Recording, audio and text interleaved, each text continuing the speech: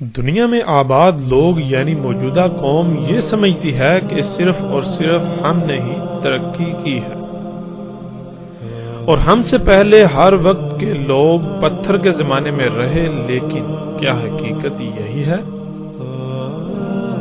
اگر یہ حقیقت ہے تو پھر ہزاروں سال پہلے کے زمین پر موجود یہ آثار کن کے ہیں؟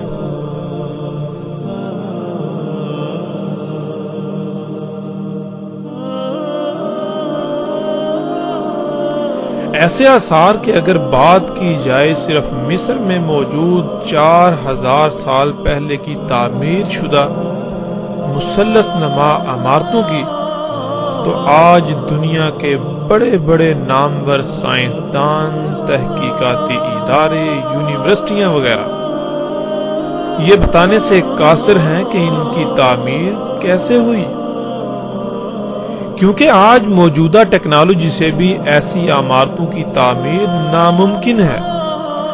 جب یہ جاننے سے ہی قاصر ہیں کہ ان کو تعمیر کیسے کیا گیا، تو پھر یہ سوال تو بعد کی بات ہے کہ انہیں کس مقصد کے لیے تعمیر کیا گیا۔ قرآن میں اللہ سبحانہ وتعالی یعنی خالق کائنات یہ کہتا ہے کہ جو قومیں تم سے پہلے زمین پر آباد تھیں وہ ان مشینوں، ایجادات اور تمام تر وسائل میں تم سے بہت بڑھ کر تھیں، یہاں تک کہ تم ان کے 10% کو بھی نہیں پہنچ سکتے۔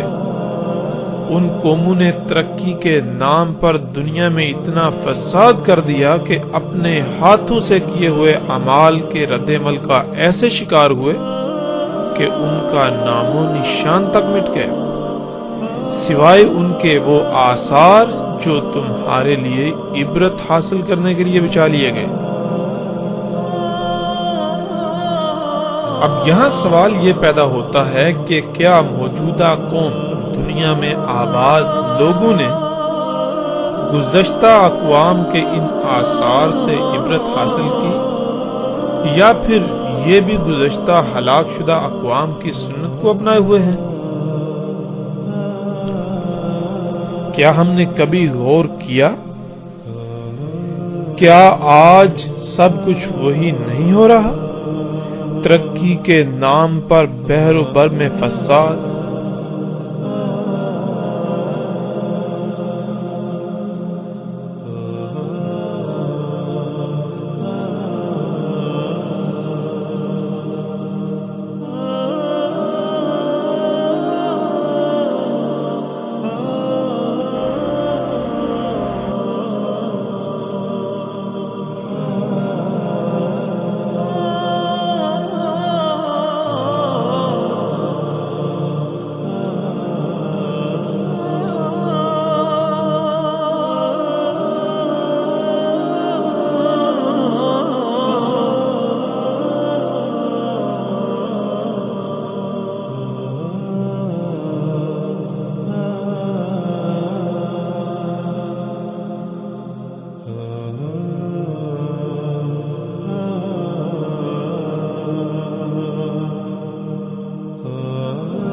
تو پھر موجودہ قوم کا انجام کیا ہوگا؟ کیا پہلی قوموں سے مختلف ہوگا؟ نہیں، بالکل نہیں، بالکل ویسا ہی انجام موجودہ قوم یعنی دنیا میں آباد لوگوں کا ہوگا۔ کتنی قومیں ہلاک ہو چکی اور وجوہات کیا تھیں، ایسے ہی ہر سوال کا جواب اور دہلا دینے والے علم پر مبنی سلسلہ وار دستاویزی فلم بہت جلد صرف اور صرف نبا 7 پر۔